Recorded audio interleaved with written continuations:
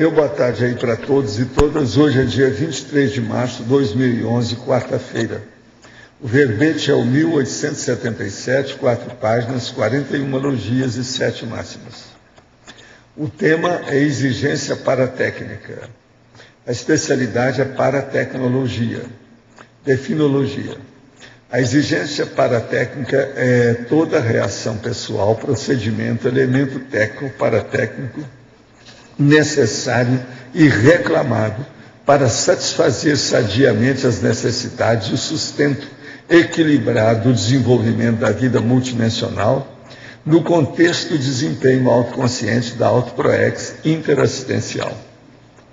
O predomínio da pensenidade carregada no PEN, a autopensenização retilínea, as condutas técnicas pessoais evolutivamente mais prioritárias e proexológicas, a melhoria da eficácia técnica pessoal, a busca do ideal tecnológico, a evitação e enganos contumazes, as solicitações do desenvolvimento dos trabalhos técnicos, as evitações das perdas de tempo, energias e recursos multiformes, a sistematização inteligente dos procedimentos, a amenização das interferências extraconscienciais perturbadoras, a conservação do fluxo laboral sem paralisações, o tirocínio paratecnológico.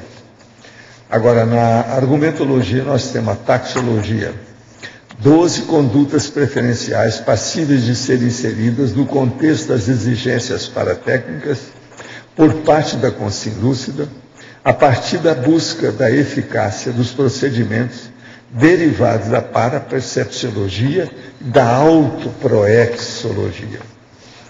Agora, na remissologia, destacamos 5 verbetes. Desembaraço intelectual, inteligência técnica, nanotecnologia propaz, paramicrochip e verpom paratecnológico. Frase enfática. O nível de exigência quanto às minúcias paratécnicas da consciência lúcida, intermissivista, homem ou mulher, aponta a alta eficiência no desempenho da programação existencial pessoal. Você vive atento aos detalhes da vida tecnológica? Você aplica a tecnologia do detalhismo nos procedimentos da consecução da Mega GESCOM? Agora, pergunta. Gostaria de saber se as pessoas que não são voluntárias e nem conhecem nossas ideias poderiam distribuir panfletos de palestra, pois hoje limitamos a distribuição dos mesmos somente por voluntários. Portanto, para divulgar mais, com menos custos, contratar um serviço de distribuição, elevando a divulgação em 10 ou mais vezes, poderia ser uma saída inteligente. O que o senhor acha disso? Se não for o caso, poderia explicar o porquê? Não, eu acho que tudo isso pode ser uma divulgação positiva. Agora, sempre é bom, você trabalha com quem? Com a instituição, é bom saber, né? Da direção da instituição, o que eles acham disso também, para você não fazer uma coisa por sua conta. Às vezes é melhor a gente conversar e abrir o jogo antes de proceder ao processo. Pensa bem, de proceder ao processamento, ao procedimento. Agora outra. Esporadicamente tem alguns sonhos pré-cognitivos que ocorrem no meu meio familiar e às vezes sonho com tragédias que estão por vir. Normalmente os sonhos são com pouca ou nenhuma lucidez, de difícil interpretação e cheios de fantasias e personagens do meu cotidiano. Acredito que através do pensene, EV e conhecimento da projeciologia, posso ter esses sonhos com maior lucidez. Estou correto? Você está certo. Hoje quem está estudando a neurologia já viu isso também. Uma pessoa que trabalha muito com a neurociência e com o processo da ciência, ela geralmente regulariza mais as ocorrências oníricas durante a noite. Isso aí tem até livro que fala sobre o assunto. Eu ainda vou voltar aqui a falar sobre isso, trazendo um livro que eu estou estudando. Poderia elaborar mais sobre a fase enfática do verbete de hoje? De que forma nós podemos amplificar ao máximo nosso próprio desempenho e alta eficiência na nossa programação existencial pessoal? Não, isso aí a Apex está falando lá o tempo todo, né? Mas agora vamos ver aqui.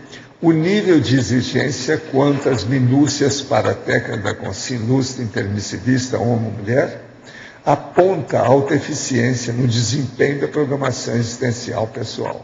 Por exemplo, Se uma pessoa, por exemplo, ela tem pouca exigência, as minúcias paratécnicas dela são mínimas, geralmente o que ela está fazendo na vida dela e a própria programação existencial é xoxinha, é renquém, é vulgar, é pequena, entende? É mais insignificante. Então, se ela entra com maiores minúcias paratécnicas, isso mostra que ela é mais rica e o processo é maior. Inclusive, a interassistencialidade deve ser de alto nível. Você quer falar mais? Fala de aproveitar um minuto. Isso daqui ajuda a pessoa justamente a aproveitar um minuto. Ela não vai desperdiçar nem um minuto. É verdade. Outro. O senhor Nateneps,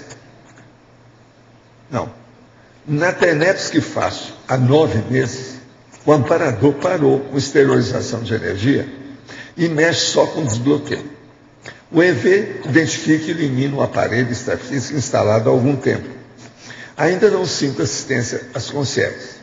Será que não percebo? É necessário desbloqueio completo da cabeça para voltar a trabalhar com as energias?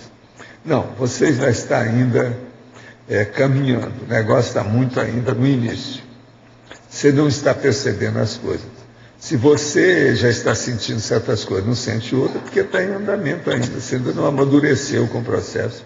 Se você não sente nem assistência à consciência, é porque tem alguma coisa. Uma das primeiras coisas que você vai sentir de alto nível vai ser a hora que você vê o processo das consciências que você assiste. Isso, inclusive, vai te dar mais responsabilidade, mais lucidez. Insista como você está fazendo. O caminho é por aí. Na aula de ontem, ao ser solicitado uma dica em relação ao processo com 5 cobaia do conscienciograma, o senhor disse que o ideal é passar o pente fino para o psiquismo e, se possível, analisar até o corpo da pessoa, principalmente aqui, e apontou para o ombro esquerdo. O professor poderia esclarecer um pouco mais o aqui do ombro esquerdo? Sim, eu queria me referir às dragonas parapsíquicas. Isso tem aí um verbete que chama dragona parapsíquica. Seria bom você ver, para saber o que se passa. Eu tenho isso e recomendo às pessoas de ter a dragona parapsíquica como apenas uma hipótese tentativa, porque isso é mais uma lenda geral que tem por aí. Agora, a pessoa, para confirmar isso, precisa de vivenciar o processo para saber como é que é. De modo que é muito difícil a gente falar aqui, que você não comprova nada para os outros. Isso é autocomprovação.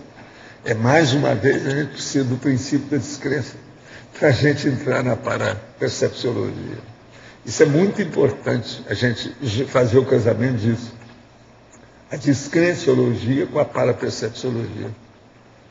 Outra, supondo que o Alconsim tivesse, antes de somar, comunicado à família o desejo de doar seus órgãos, após a dessoma, seus pulmões são doados para uma Alconsim na Bahia, os rins no Rio Grande do Sul, as córneas no Mato Grosso, o coração no Rio de Janeiro, até o máximo, né? Mesmo que aquilo que sobrasse do soma dele fosse cremado, muita coisa ainda ficaria por aqui. Qual é o efeito disso na segunda dessoma? Não tem nada. O problema é o seguinte, o efeito da segunda dessoma é que vai ajudar a Alconsim devido à assistência que ela está praticando para muitas pessoas. Isso é o máximo. Você já pensou o corpo que você já usou tanto, ainda vai ajudar algum tempo outras pessoas? Isso é o máximo. Então isso aí é muito positivo, não tem nada de negativo. Agora, é só bobagem, não pensa negativo com isso.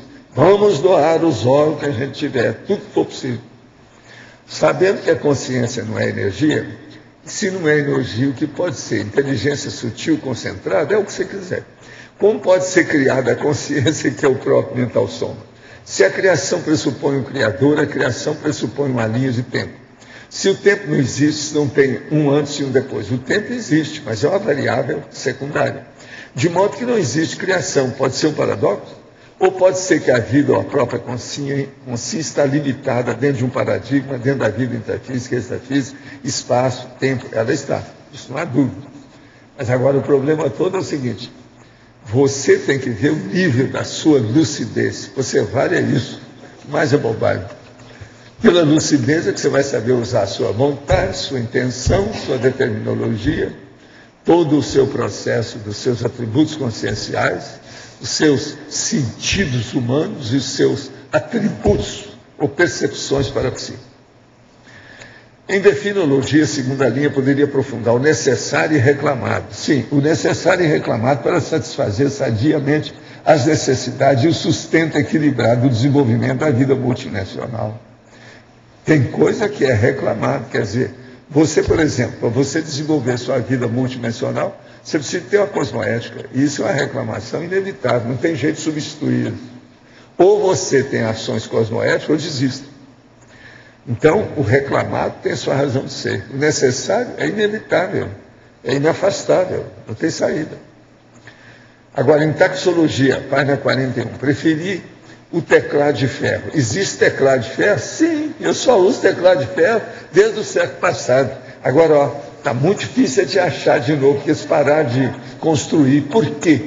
Eu vi logo que saiu o teclado de ferro, que aquilo era o máximo, porque não ia estragar. E eu estou usando esse desde o século passado. E olha que eu trabalho dia e noite, de manhã, de tarde, de noite e de madrugada. Agora, quem quer que se passe? E ele está resistindo. Nós já procuramos todo jeito para ver quem é que tem um teclado de ferro. De modo que eu falo aí, alô, alô, para tertulianos, à distância e tertulianas. Se você souber de algum lugar na internet que venda o teclado de ferro, fale comigo, que eu estou atrás de um faz alguns anos. Eu e meu filho, Arthur, estamos procurando esse teclado, porque eu sou 100% favorável ao teclado de ferro. Bolas, eu não sabia que o povo, tem gente que nem ouviu falar disso. Essa é uma boa piada. Meu amigo, você está me esclarecendo. Desde o século passado, eu estou nessa, ninguém está sabendo disso. Você está vendo o que é pesquisar e a gente fica na ponta dos outros? Na frente? Dando uma banana geral tecnológica? Essa não é. Essa aí é a banana tecnológica, eu estou dando aí. O homem nem sabe o que é isso, que isso existe. Não é o máximo? Posso comer uma maçã, uma pera hoje? Ou eu vou comer mais uma manga madura hoje, em homenagem a essa. Ganhei essa desde o século passado, tá certo? Na página 2, em binomiologia, poderia exemplificar os requisitos paratecnológicos incluídos no binômio: hábitos saudáveis, neorrotinas úteis. O problema todo aqui é o seguinte, a pessoa tem que examinar tudo que ela tem de paratecnologia no corpo e na vida dela, nas manifestações da consciência dela. Aí vem aqueles 20, 30 elementos sutis de parapsiquismo que nós falamos. Inclusive o processo aqui, a triscagem, o problema da macrosomatologia, o macrosoma, ou paramicrochip, e por aí vai. Então, a pessoa tem que investigar isso aí, que são requisitos para a tecnologia, inclusive no binômio. Hábitos saudáveis e neorrotinas úteis. Por quê? De acordo com isso, a pessoa muda as rotinas, ela muda os hábitos, ela sabe o que faz. Eu, por exemplo, eu uso todos os meus recursos, o tempo todo. Olha o meu problema, por exemplo, de fazer a minha, vamos dizer, reorganização e o processo da restauração. Você veja bem, me cortaram aqui aquele dia, você vê, não. No 5º dia saiu tudo aqui, ó, quase que não tem mais nem marca. Aqui no olho não tem marca. Isso é regeneração. Isso aí é devido aos processos de energia. Agora veja, bisturi elétrico é bom, ele ajuda nisso. Mas mesmo assim, em 5 dias, vários deles sumiram. 5 dias. Outra coisa, não passei nada, hein? Sem remédio nenhum. Deixou o corpo se organizar. Eu só mexi nesse aqui para colocar alguma coisa. Você está entendendo? Porque esse foi mais profundo, tirou mais coisa. Né? E outra coisa, não foi dar ponto. O que é engraçado é isso, sem ponto, sem nada. Então você veja, estuda que eu estou falando aí com o nosso amigo, raciocina nisso. O que é que você tem que você pode usar? Não desperdice aquilo que você tem. É por isso que eu falo. Há muita gente que tem esses recursos, mas que são muito transcendentes, a pessoa não sabe, e aquilo está ocioso na vida dela. Aquele recurso está ocioso na vida de vocês. Na condição de descoincidência dos veículos de manifestação da consciência durante a projeção, incluem-se os casos de invulnerabilidade, incombustibilidade, desmaterialização humana e outros fenômenos em razão da própria invulnerabilidade do psicossoma. Quem sofre as ações descritas é o psicossoma ou o corpo físico? Não, o processo é o psicossoma. Mas agora, uma pessoa projetada, esses fenômenos são muito mais difíceis. Se eles, no normal, eles já são difíceis, pensa bem a pessoa projetada. Se eles, para uma consciência, eles já são difíceis, pensa bem com a pessoa projetada. Às vezes também é. Em maio próximo, estou me formando como psicanalista. Sempre meti o pau, sem conflitividade negativa, contra as teorias da psicanálise. Ele está se formando.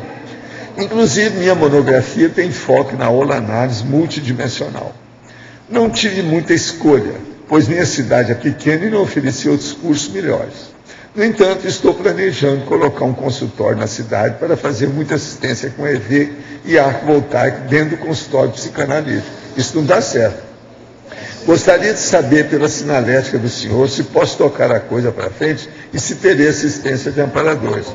Olha, é preciso ter cuidado, porque você aí está com duas caras. Isso é humorismo. É o bifrontismo.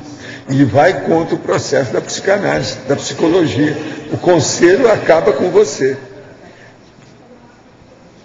Olha bem esse negócio, hein? Eles vão acabar caçando, né, o diploma da pessoa. Isso aí eles não conseguem. Não a questão é que a psicologia ela não admite a questão de você trabalho pode fazer o seguinte: atenda os outros do seu modo e esqueça de ser psicanalista. Isso aí é outra coisa. Eu quero falar aqui para aquele nosso amigo e a nossa amiga, que é um casal, que é a dupla evolutiva de alto nível. Que eu queria dizer para vocês que o processo aí para melhorar o negócio, seria bom vocês usarem mais o EV e o arco voltaico. E quando for possível, vocês estudarem a TENEPS. Isso aí vai melhorar a sua vida de modo geral e vai influir nesse processo que vocês estão enfrentando com o negócio. É um casal 100%. Ele sabe quem é que eu estou falando aí, sabe o que é que eu estou dizendo. É um casal 100%, tudo é a favor. É dupla evolutiva exitosa. Agora eles estão com um negócio que está dando problema para eles, sabe? Então o processo é eles mexer mais com o EV. Eles conhecem isso tudo já. O caminho é esse. Eu estou falando que esse aí foi pedido assim em particular, etc. Tal. Por isso que eu falo. Vocês veem que de vez em quando eu trago um negócio no fim aqui, que não é nem de TENEPS, nem é também dos teletertulianos. É uma terceira requisição. Entende como é que é? Então a gente tem que colocar diferente. Pode falar, Fafá. Professor, em parafatologia, na primeira folha, o segundo item. O veteranismo paratécnico. Isso. O senhor considera... Eu desejaria que todo mundo aqui se tornasse isso até o fim da vida. Certo. Vocês ficarem veteranos com a paratecnologia. Ou seja, então isso é... Mais. Por isso que eu tenho batido tanto nesses fenômenos, né? O Gabriel devia estar aqui de vez em quando, você não acha? Que é a área dele. É a utilização máxima de todas as paratecnologias conectadas com a... É a utilização máxima, é a confluência de todas as paratecnologias de maneira pró-evolutiva. Mas a pessoa deve começar por alguma coisinha que ela tem. Se ela já tem, vamos dizer, coloca as unhas no fundo do tacho. Se pegar alguma coisinha, já pode aplicar, que já é uma grande coisa. Aquilo vai chamar o resto, é o ovinho desse. Sabe como é que é? Uma coisa puxa o resto. Não vão pensar que a pessoa vai pegar isso tudo de uma vez, que é muito difícil. Sim. Olha que eu estou estudando isso faz só uns 70 anos. Professor, e eu não consigo. Eu não acho que eu seja fora de série, mas também eu não acho que eu seja bobo. Eu sou dentro de uma mediocridade boa. Então, a partir disso, minha conclusão é essa. A pessoa querer isso tudo de uma hora para outra não é muito? O que vocês acham? Professor, então vai um por um. Primeiro você vê se tem alguma coisa. Ok. Entende? Para o início, a TENEPS, né, seria a TENEPS, uma sugestão. Ela começa a demarcar essas coisas e aponta o caminho. Sim. Ela vê. E outra coisa, ajuda a desenvolver esses fenômenos. Sim. Agora, por exemplo, você quer ver uma coisa? Alguns aqui têm triscagem, conforme a hora. É um caso de estudar. Através da triscagem, ele vai puxando o fio da meada que ele arranja outras coisas. Às vezes tem. E olha, eu não estou falando ainda todos os fenômenos que existem, não. Existem outros. Deixa para lá. Tem mais coisa por aí. Pois é, há pouco o senhor falou, eu não sei se eu vou conseguir saber repetir a frase, mas o senhor disse que é a não utilização de alguns trafores que a pessoa não tira proveito. Não sei se foi nesse sentido. Que ficam ociosos. O senhor poderia dar alguns exemplos, vários, assim, dentro da nossa turma, do nosso pessoal? Não, veja você o que é que você tem, que você não usa. Uma outra coisa, o problema também não é só a capacidade ociosa ou aquilo que a pessoa não usa, não. Tem um troço pior. É a hora que os trafares, sabe, criam um obstáculo para a manifestação do fenômeno paratécnico. Pensa nisso, só isso aí já vai clarear muito o seu caminho. Sim. Com isso eu não estou falando que você é anticosmoético, nada disso. Eu estou falando para a gente estudar. Que às vezes o trafar da pessoa, o mega trafar, impede tudo, faz aquela barreira. O negócio é muito difícil. Qualquer um desses fenômenos, se a pessoa tem uma má intenção, por exemplo, como é que isso vai funcionar bem? Não dá, não clareia. Se ela tiver muito egoísmo, ela vai achar que ela é isso, que é isso, que é aquilo. Vai olhar, não é nada disso. Ela vai cair. Alguma coisa vai acontecer com ela. Vai dar acidente de percurso.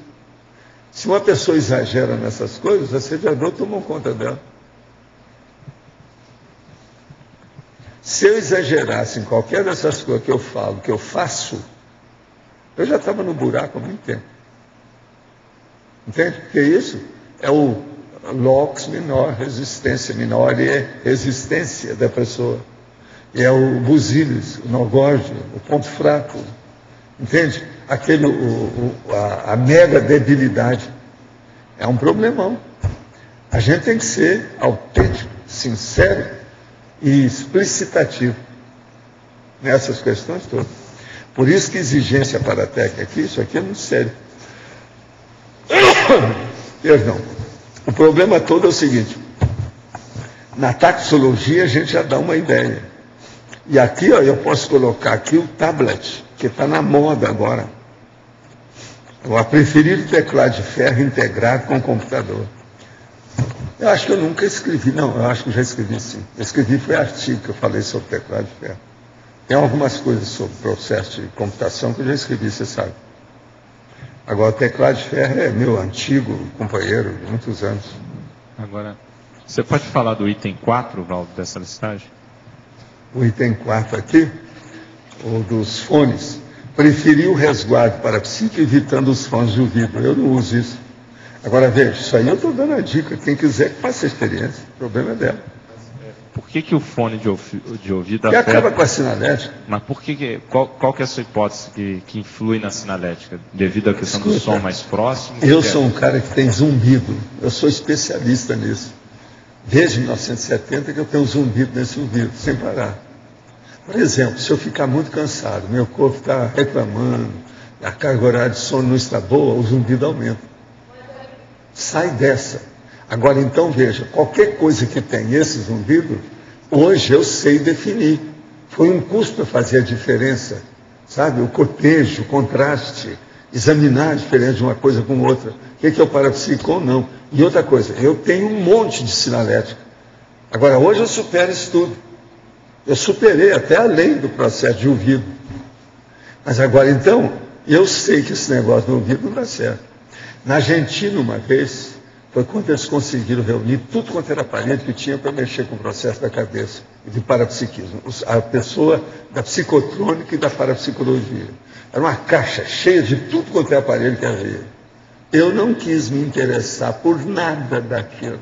Nada disso. Tudo eu perguntava, esse aqui como é que faz? Isso assim. Tudo mexia com o processo de sinalético. Eu não quis saber de nada. Vocês não veem eu mexer com isso. Agora, o que se passa? Uma pessoa que não tem nada, ela deve começar a mexer com isso, que às vezes vai ajudar, né? Ela vai ter alguma ideia. Mas isso aí prejudica, é o cérebro. Tudo que diz respeito ao cérebro é problemático. A gente não pode brincar com isso. E eu vou mostrar para vocês, depois desse livro que eu estou estudando aí, que eu quero trazer com mais detalhes, para mostrar para vocês a questão do hemisfério esquerdo, do hemisfério direito, a situação toda com mais detalhes aqui. Quer dizer, pode ser que a pessoa nem tenha sinalética no ouvido, tem em outro lugar, mas não interessa. Se daqui a pouco vai começar a desenvolver no ouvido, ela não vai pegar. Robocop. Ela começa a pôr tudo de Robocop na cabeça dela, igual esse povo na televisão, a turma que mexe com estúdio, essa coisa toda. Esses não vão desenvolver o parapsíquico nunca. Dentro do processo da sinalética, eu não acho. É um problema de bloqueio. Você vai bloquear o negócio. Entendeu? Não é a mesma coisa. Eu acho difícil. Aqui, ó. Eu acho difícil desenvolver a sinalética sem isso. Agora, e com isso? Eu ainda vou piorar mais a dificuldade? Como é que fica? Agora, isso é a minha opinião. A pessoa faz a experiência dela. Agora, estou dando minha opinião aqui. Isso é a opinião da gente. Vamos ver o que dá. Valdo, quanto ao monitor, você colocou aí, preferiu o de 21, mas você já indica o que é, o de 27, não é? Como é que é? O monitor. Sim, preferi a tela grande de pelo menos 21 polegadas. Não, tudo bem, só estou colocando, mas o ideal... Eu acho sempre que é melhor você usar coisa grande, aparelhos grandes. Entendeu? 27, né? Qual é o então ideal? É muito importante isso aí. Qual é o ideal que você fala mesmo? É 27? Não, aquilo que você puder arranjar, né? Não, porque você já viu que o maior não é muito bom. Lembra disso? Eu já vi, eu vi um de 40 lá nos Estados Unidos. Eu fui fazer a ampliação para ler, não ficava bom. Não era nítido. Agora, o meu que eu uso atualmente é esse, ele funciona bem. Agora, você tem que usar aí, no mínimo, a fonte 11. Está entendendo? É o que eu uso. Eu uso 10 e uso 11 e uso 8. Dependendo do que eu faço. É o que vocês vão ver aí. Mas agora, o ideal, por exemplo, quando você tem uma coisa que é para você estudar, o melhor é a fonte 12. Quanto mais você aumenta, melhor é. Então é monitor... Tudo que começa a ficar pequeno, diminui seu cérebro.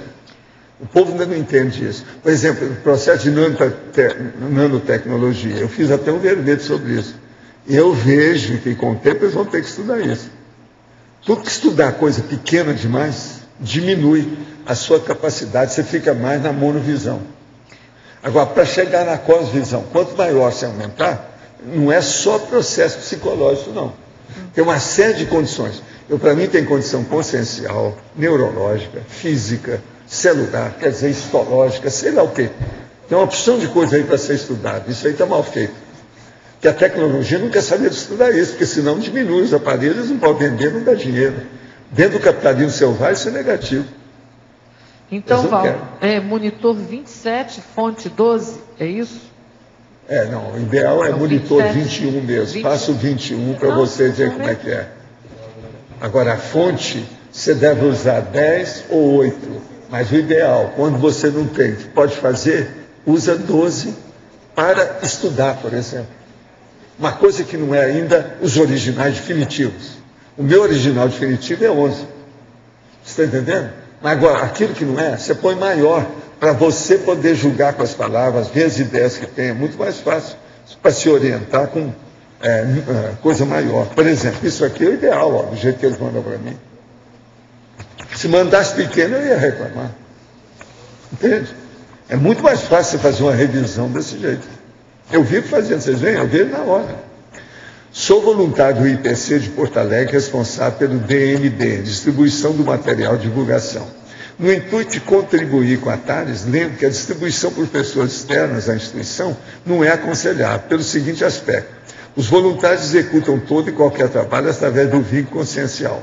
Abrir a possibilidade de consciência que ainda não passaram pela consciência ou cientologia e não estão habilitados ao voluntariado, podem, desavisadas no nosso contexto, requerer no futuro direitos trabalhistas. Isso aí é problema que eles têm que estudar. Né?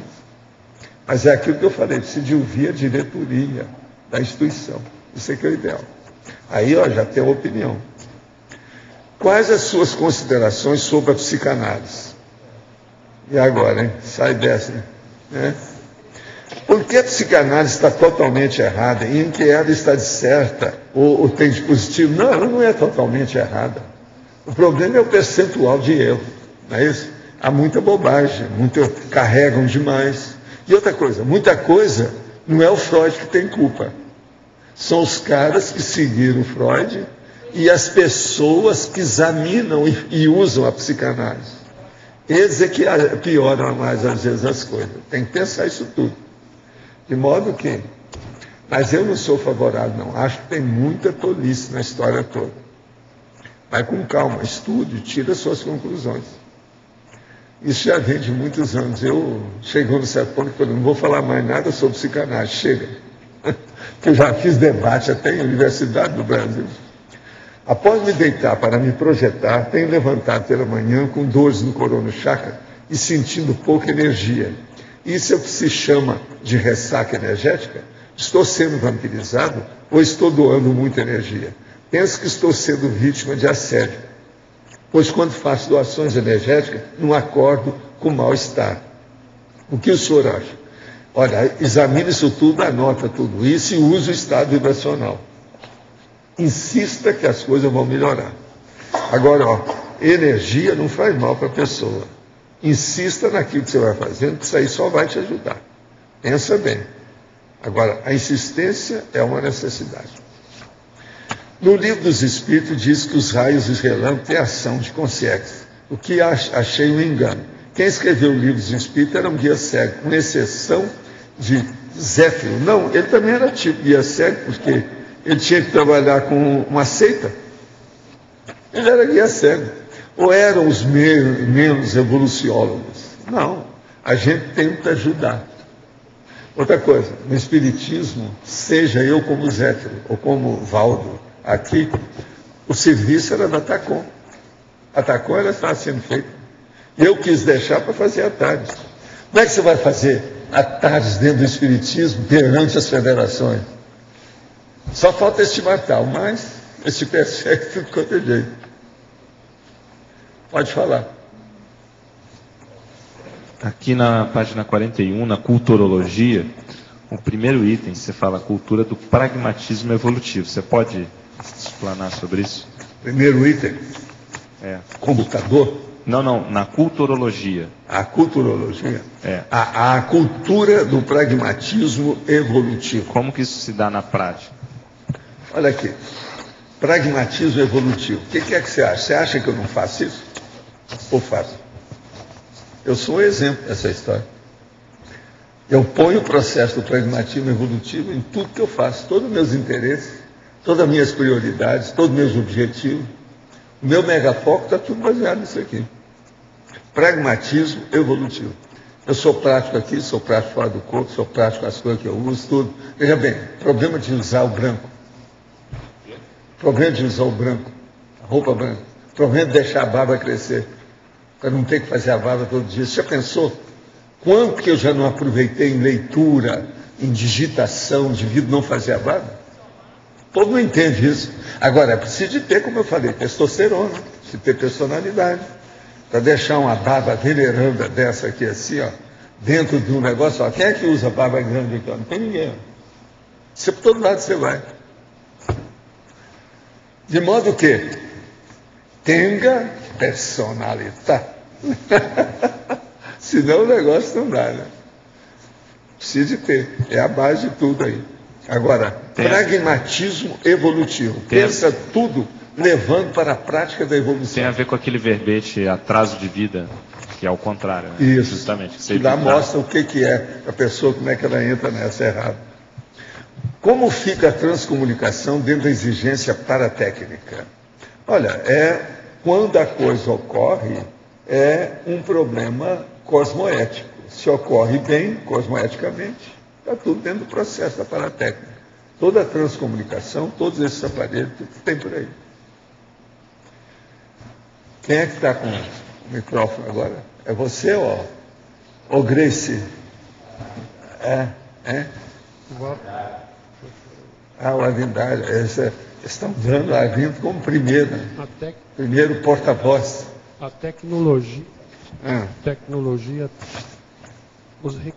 Segundo os requisitos do momento técnico evolutivo.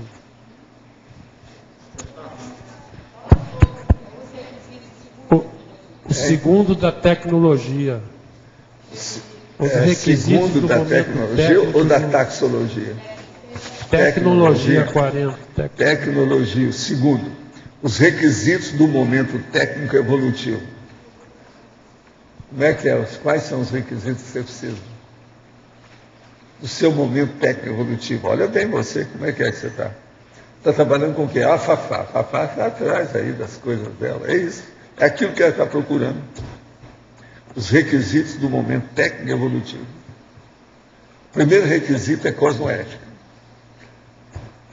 O segundo, interassistencialidade. O terceiro, ver o que você tem, que você pode distribuir. Agora, o quarto, o que você entende disso? Essa última, eu acho que essa quarta, eu acho que é a melhor dela. A eficiência... O que você entende desse assunto? A eficiência entraria... Até aí, hein? A eficiência entraria nisso. A eficiência, lógico que técnica, mas... O problema é esse. Momento técnico evolutivo. Todo mundo aqui está estudando isso atualmente. Esse verbete aqui é para todo mundo, você sabe. Esse aqui não escapa ninguém aqui. E outra coisa, ele mexe até com a ProEx aí, da Apex, do Loche. Está em todas. Valdo, aqui. Pode falar. Pode explicar o trinômio primeiro? Primeiro trinômio, Exigência para alta. Tecnologia eletronáutica? Não, trinomiologia. Trinômio. O trinômio é exigência alta, autossustentação baixa, estresse patológico. Exigência alta. Então nós temos que ter uma exigência alta perante nós mesmos, perante a evolução e etc. Autossustentação baixa. Quase sempre a pessoa ainda não sustenta essas coisas porque ela não está ainda desenvolvida.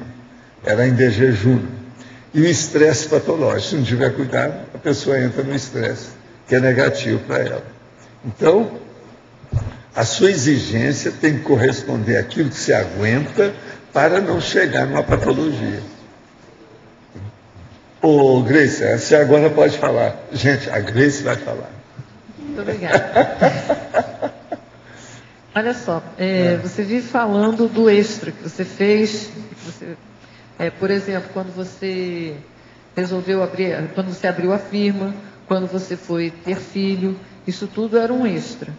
Aí porque você disse que tinha que esperar 20 anos, duas gerações. Só que aí agora esses dias você também falou lá do Chico Xavier, que ali também, quando você foi, depois para Uberaba, tudo foi um extra. O que é, então a pergunta vem, o que é que não foi o extra? Como é que é isso? O que não foi extra? Nessa história toda minha, o meu porque problema o tempo todo, nesses anos todos, teve uma coisa que não foi extra. Foi minha pesquisa, meus estudos, o processo da bibliografia, a biblioteca que eu montei, as viagens que eu fiz, isso tudo não era extra. Tá, mas a preparação para isso. E outra coisa, meu desenvolvimento para psico pessoal. Meu problema de combater, por exemplo, o caso, aquele negócio de tornar o velhinho da bolha durante alguns anos e ficar quieto, uma porção de coisa para combater o problema da hipertensão, que eu estava em crise com o negócio e tal. Eu superei isso tudo. Então, na realidade, você já esperou muito mais do que 2 gerações. Não. Se você considera uma geração, quantos anos? Uns 20. Não. Atualmente é 10, 9. Antes era 22 anos. Tá, mas se foi... Sim, a gente falava tem 25. Hoje não. Por quê? Se uma menina já dá à luz aos 10 anos, é uma geração. Por aí você já tem um conceito. Tá, mas se foi já desde tem um lá... para aferir. Se foi desde lá do Chico, que foi 1950 e pouco, 55, então você está esperando já... Não, mas lá eu já sabia. Presta atenção. Aos 14 anos eu vi isso. Aí eu olhava e falava assim, ixi, eu estou num deserto, ainda não tem nada. Tem só os cardos. Cardos são os cactos, aqueles negócios todos. As bolas só tem cacto, não tem nada. Eu estou num negócio safado, tá? Danado. Safado é o sáfaro.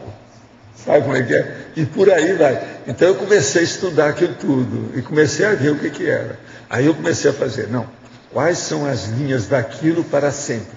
Quer dizer, para o resto da minha vida. O que é que eu vou fazer? Eu vou ter que ter um espaço físico, para guardar a minha bibliografia. Vou ter que arranjar depois um local para ter os primeiros contatos com o povo para mostrar o que eu estou fazendo. Tem que fazer um livro para começar a dar ideia disso. Aí eu fiz o Projeções da Consciência. O primeiro, foi tudo estudado. Agora você veja bem, Projeções da Consciência é lá de 1981, por aí. Você está entendendo como é que é a situação? Agora, por exemplo, em 78 eu tive uma crise hipertensiva que quase me levou. Eu superei isso tudo. Eu estava em Milano, na Itália. Entendeu? Agora, aí eu mudei meus remédios, comecei a tomar propanolol, sabe, para sossegar meu cuore, né? O cuore sinistro, que é o processo da Itália, o cuore sinistro, né? O coração canhoto.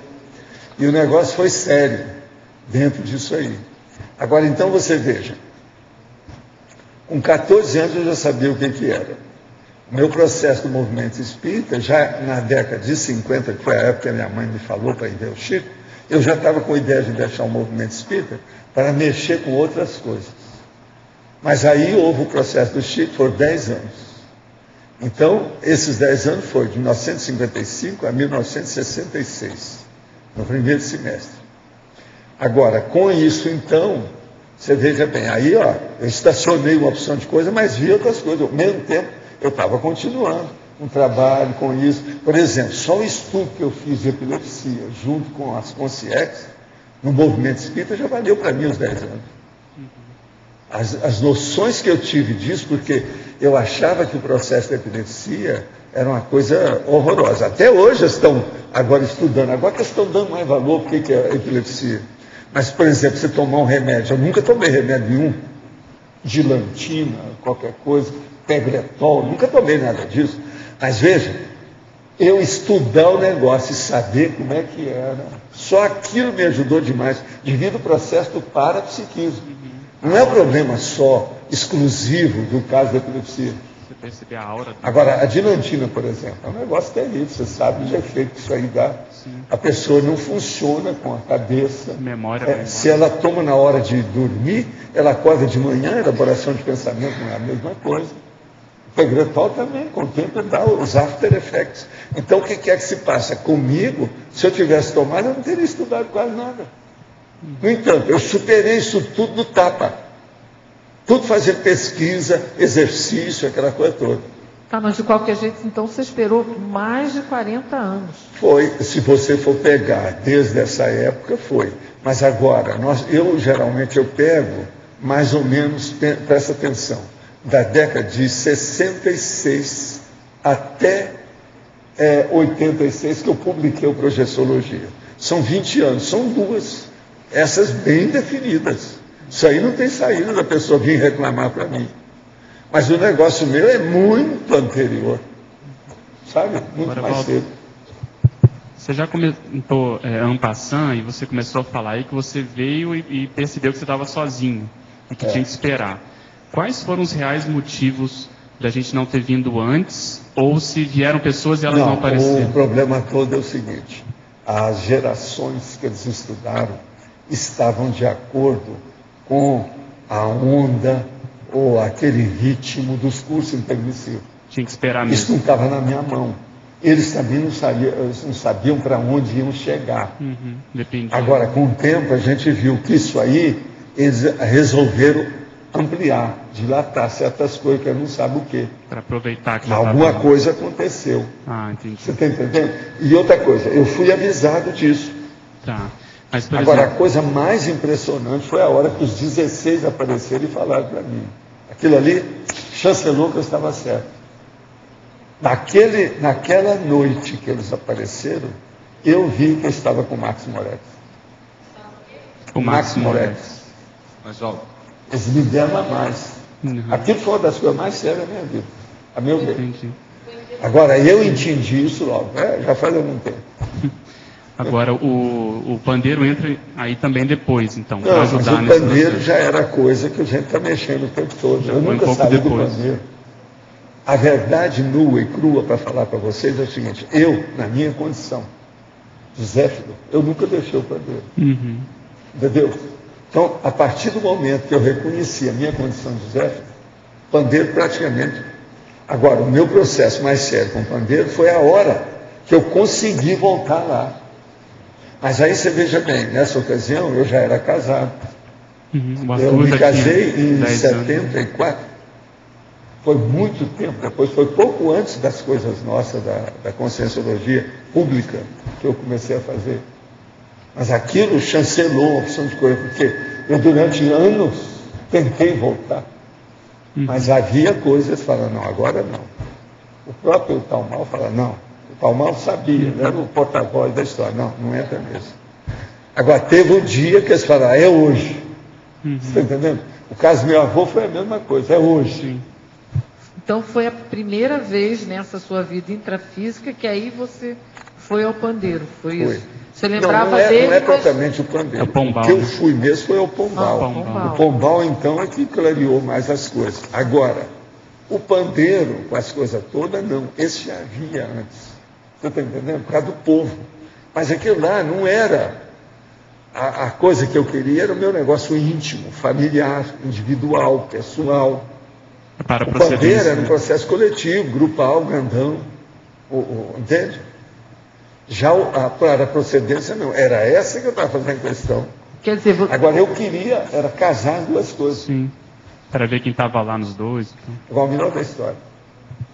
Lá, no pandeiro, eu recebia gente que era do Pombal. Do Pombal, é isso que eu acho. Agora, sai dessa. Então, eu falo assim, como é que as coisas, tudo bem por lá? É igualzinho a pessoa que veio aí de Brasília, você pergunta, então, como é que está a cidade? Terrinha? Como é que está isso, a terrinha? Então, você impressionante. Tudo isso aconteceu comigo. Você só conseguiu voltar no Pombal depois de 40, quando já tinha os 40 anos de idade? Já. Foi em 74, eu já tinha 52 anos. 52 não, 42 anos. 42, eu tinha 42 quando eu casei, foi em 74. Entende? Agora, tudo isso eu acho que teve a sua razão de ser. E eu não acho que eu errei muito nas coisas, não. Se fosse estudar mais, é difícil arranjar outra saída, outras soluções. Sabe? Você acha que a gente errou pelo fato de ter ficado mais lá, alguma coisa? Não, o problema não é vocês. É a orientação evolutiva, que eu não sei como é que foi. Isso aí, eu não deslindei isso aí. Isso não está esclarecido para mim. Tem alguma coisa por aí. Você já comentou também que essa demora até do povo que chegou depois, década de 70 e tal, muito foi em função da Segunda Guerra Mundial, né? Que afetou também isso, né? Dentro dessa pergunta aí dele. Mas é que eles não sabiam os efeitos da Segunda Guerra. Porque o negócio começou a incrementar, foi logo depois de 1950, 5 anos depois da guerra. Então ninguém sabia os efeitos daquilo. E outra coisa, o mundo estava totalmente atribulado. Né? O povo achava que o mundo ia acabar com bomba atômica, todo mundo raligado, pulando sem parar dia e noite. E era mesmo, o negócio não era fácil, não. Então, isso afetou a ressalva do grupo. Então, isso aí pode ter dado aquela defasagem, entendeu? Eu não sei o quê. Valdo, então... Agora, eu tive muita vontade de perguntar isso, foi para o reurbanizador, mas nunca fiz isso. Então, é como se essa defasagem de 66 até 86 foi algo maior, tinha a ver com toda a programação deles lá de cima.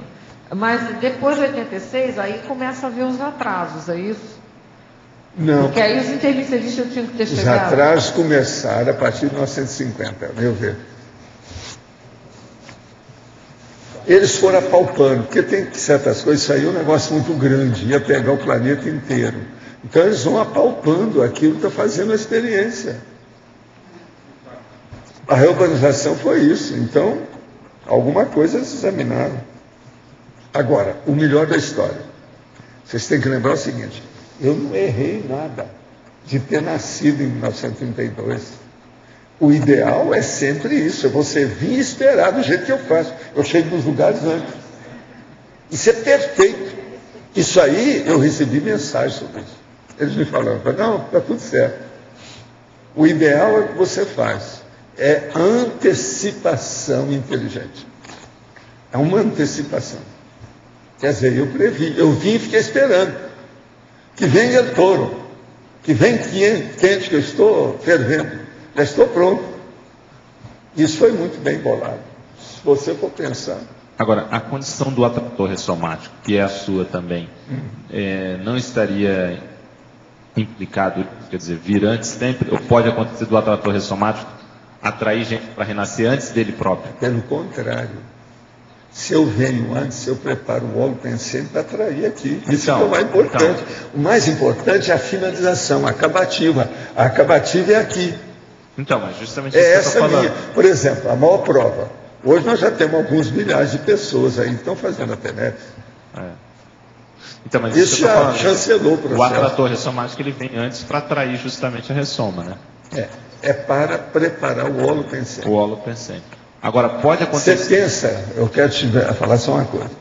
Você pensa que quando eu quis deixar, em 66, o Espiritismo, que eu já não pensei para ir para um lugar definitivo, para não precisar de sair e ficar para o resto da vida? Pensei isso tudo. Mas eu vi que o Rio de Janeiro não era. Mas era o local intermediário melhor para poder trabalhar. No momento. Não era São Paulo, não era Porto Alegre, não era Belo Horizonte, não era nada disso. Eu já conheci isso tudo, mas não era. Era o Rio de Janeiro. Agora, o Rio de Janeiro, então, aí é que eu vi. Não, agora vamos esperar para ver quando é que vai ser. Agora, você veja bem, eu passei no Rio uns 32 anos. É que eu comecei a viajar demais, né? Eu não parava no Rio, né? Tem isso também. Mas agora, eu vejo o seguinte, no fundo, as minhas reações foram todas corretas. Agora, não são minhas. As orientações que eles me deram estavam todas corretas. O que eu fiz estava certo. Que eles indicaram. Agora, quem me ajudou demais nisso? Foi o tal mal. O tal mal era o máximo desse assunto. Entende? Porque ele era o homem da energia. Entende? Quando eu vi os 16, eu encontrei com o tal mal e falei com ele, faltou você é o 17º. Eu falei, eu vou para lá, calma. Ele acabou indo. Agora, isso foi em cima do lance, eu falei com ele logo de cara. Entende? Agora, Valdo, você pode explicar por que você precisou fazer esse intermediário, essa etapa intermediária no Rio, e não foi direto? Você poderia ter ido para o local definitivo. Porque por que foi preciso isso? Teria que ter, por exemplo, os processos de comunicação, a divulgação do trabalho. O Rio tinha mais ambiente para isso. Entende? Então, o importante aí no caso é o processo da comunicabilidade, a informação que tem que ser divulgada. O negócio, eu estava muito jejum, preparando o ambiente. Outra coisa, um terreno que precisava estar todo cheio de torrões, precisava de limpar, cheio de pedra. O negócio não era fácil. Tinha que trabalhar ali dentro. Por isso que eu fui, não tinha saída. Agora, como eu vi que o negócio ainda demorar, foi aí que eu entrei para fazer, fui infiltrado, fiz empresa, esse processo todo. Outra coisa, fiz livros só para minha orientação, que eu nunca publiquei, depois queimei os livros. Você está entendendo? Para minha orientação, ampliar o meu modo de ver. E outra coisa, tudo isso eu estou usando atualmente, todo o meu material. Agora, ainda tem, né? Eu preciso de ver meus 22 armários. Ainda tem muita coisa ainda para mexer. Agora aqui, na Tertúlia 902, verbete energosfera pessoal, o senhor diz, você vale o tanto de EV que você domina e o tanto de energia consciencial qualificada que você tem, o que você usa e o que você aplica. Gostaria de esclarecimento sobre o que seria você vale e a energia consciencial qualificada. E ainda, como seria o tal uso e aplicação? Você vale, quer dizer, do ponto de vista evolutivo, a sua força, experiência, dedicação, manifestação, ação, acto, aquilo que você faz, o seu desempenho, a sua performance, vale por isso. Agora, a energia consciencial qualificada, ela é a base de tudo. Por quê? A energia é a chave geral da vida humana. Sem ela, ninguém funciona. Mas é do próprio cosmos em geral. A gente fala da vida humana porque é o que interessa, que nós estamos nessa dimensão. A gente fala aqui mais, é para leitores e não para leitores. Eu falo mais para leitores e não para leitores. Vocês entenderam ou não? E outra coisa, como seria o tal uso e aplicação? Interassistencialidade parapsíquica. Ou parapsiquismo interassistencial. É a mesma coisa, isso aí dá o resumo da história. Nos neologismos derivados do acrônimo pensene, temos pensenologia, pensenizar, pensenização, pensenidade. Ora, se o acrônimo é a raiz, léxico-pensene, que traduz a ideia original do autor, aqui compreendendo a unidade indissolúvel de pensamento, sentimento e energia, não seria mais correto se grafar penseneologia, não, mas nós podemos tirar pensenização, sim, mas tem uma opção de coisa nisso. Seria bom você ver também que nós colocamos uma coisa mais prática.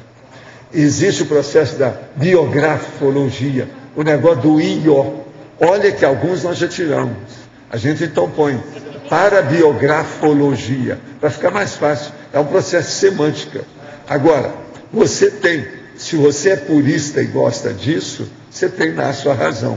Mas nós não precisamos disso. Você pode criar o seu estilo e dar uma banana geral para o resto tudo.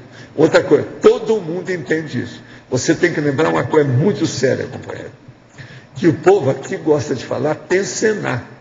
Eles nem gostam de falar pensenizar. Foi um custo, tive que suar sangue para colocar o pensenizar na cabeça do povo. Mas o povo só falava em pensenar, não era?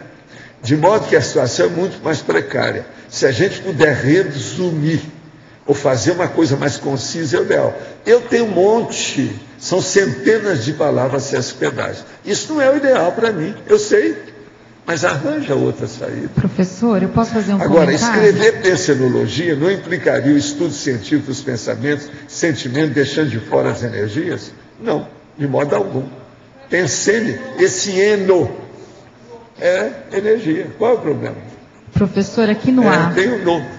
Aqui no ar. Sim. Eu gostaria de fazer um comentário aí sobre a dúvida desse nosso colega. Ele é o Jader, ele está nos ajudando lá no Cinel, fazendo as traduções. E ele realmente é purista, ele quer fazer, ele estuda lá o radical das palavras, ele quer respeitar as palavras. Mas assim, a nossa discussão com ele é que a palavra também tem que ficar agradável aos ouvidos foneticamente, para que ela pegue, né? Para que a comunidade adote. Senão ela não pega. Tem que lembrar que nós estamos mexendo com neologismos. Fala com ele que o Cinel é sobre neologismo.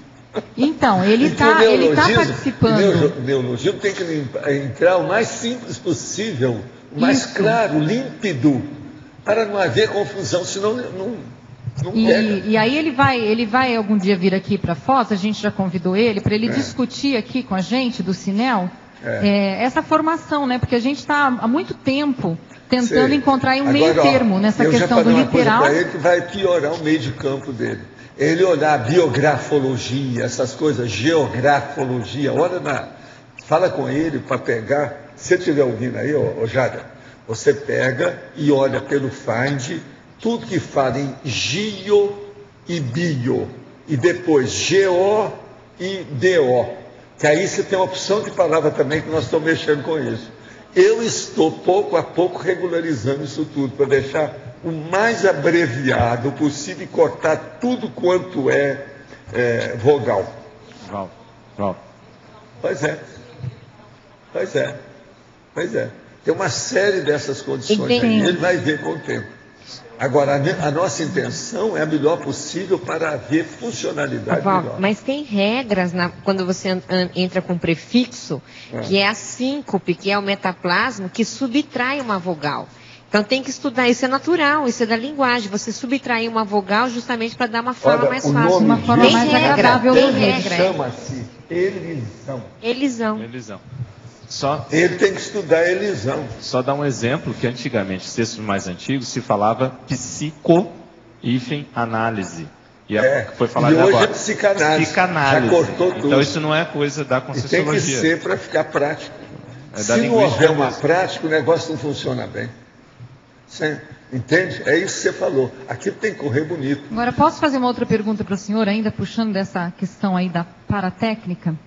Por exemplo, né, nós, quando estamos trabalhando com a tradução, a gente vê que tem as variações. Então, a questão da espersidade é um exemplo típico, outra coisa, né? Tem palavras que são intraduzíveis. Eu já falava isso lá na American Society, falava para o Kevin, falava para todo mundo. Então, em inglês, eles querem traduzir, tem coisa que é intraduzível. Eu falava, melhor, quando você tiver dificuldade, põe em português. Agora, o ideal, né, professor, para a terminologia, para a tradução da terminologia da Conscienciologia, o ideal é que seja uma tradução mais harmônica possível, que seja mais aqui em todos os países. Padronizada. Mais isso harmônica. É que é ideal. E mesmo mas tem assim, um padrão, um critério básico inamovível. Isso que a gente está tentando fazer, né? É o que a gente quer. É isso que a gente está tentando. É difícil, mesmo assim, a gente colocando critério, buscando essa padronização, vai ter países que vão acabar adotando um outro termo. Mas não tem nada a ver com mas isso. A gente tem aqui, que tentar traduzir isso. O processo é dado quem está traduzindo. O nosso negócio é manter o idioma titular, que no caso é o português, em dia. Que é esse que manda, é o que eu estou escrevendo, eu vim para cá para fazer isso. Esse aí também, ele é melhor que uma série de idiomas por aí afora. Então nós também estamos por cima da carne seca nisso, devido ao processo dos prefixos latinos e gregos nossos. Isso é muito melhor do que em inglês. Não adianta o povo fazer xixi pelas pernas abaixo e reclamar com essas coisas. Perante o inglês, nós dominamos esse processo. Aqui, fora do português, para eu trabalhar bem, seria o alemão. Mas o alemão é muito pior do que... devido ao processo de desinências, processo de conjugação, aquela coisa, o português é muito melhor para trabalhar do que qualquer um desses. Okay. Então, estudo, se eu vim para cá, tem suas razões. Vamos em frente com isso. Agora, o que eu vejo é o seguinte, traduzir é outra coisa. Quando nós estamos fazendo o original titular, a gente não deve estar pensando em tradução. Não interessa isso. Isso aí só vai ver em segundo plano, no segundo tempo, numa outra condição. Na hora, você não pode estar perturbada com essa ideia. Entende? Que isso aí é mais um quiprocó. Isso altera em vez de ajudar.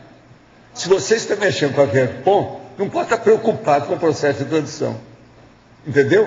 Agora, mais tarde você vai ver. Mas não vai ver, não é isso que estão reclamando, não. A gente vai ver se não está dando algum cacófito na outro idioma. Alguma coisa que vai fazer um troço escatológico na outro idioma. Aí sim é que a gente tem que olhar. Esse é o nossa cautela. É um dos negócios mais sérios que o Sinel tem que falar. Desde o início eu falei com a turma do Sinel. Observa bem se tem alguma palavra que não serve. Por igual isso, aquele professor, negócio que foram mexer para fazer o processo da gasolina. Então foram ver de que modo que era. A hora que quiseram colocar a palavra, num monte de idioma, dava tudo escatológico, cada palavra cabeluda desse tamanho. Então eles mudaram tudo, criaram uma outra palavra para gasolina lá, e uma rede que tem de gasolina por aí, você sabe qual, né? E professor, por melhor que seja... Aqui foi muito estudado internacionalmente. Um outro comentário, né? Por melhor que seja o tradutor, tem que ter uma pessoa, um native speaker, para validar essa tradução. Aquela pessoa que usa o idioma lá fora. Na prática. Na prática, porque a gente tem a técnica, mas tem que ter quem mora fora. É isso mesmo. Porque tudo muda muito rápido, né? A língua muda muito rápido. E agora, o processo é o seguinte, a hora que você assenta uma coisa lógica, baseada nos fatos, não adianta vir nem com bomba atômica que não destrói o processo. Isso aí é que é a coisa séria. A hora que eu criei a palavra cosmoética, ninguém conseguiu derrubar isso. Isso faz 50 anos. O negócio é muito sério, para a gente pensar. Valdo, falando nessa questão do idioma, você comentou agora do português e alemão.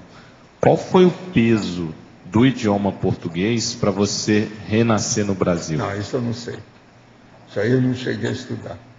As coisas tinham opção de processo particular meu também, né? Tinha também, mas isso foi levado em consideração? É bem possível que tenha. Outra coisa, você tem que lembrar que eu já estive nesse meio, né? Eu estive no Brasil aqui há alguns séculos. Sim, você já tinha um rapport.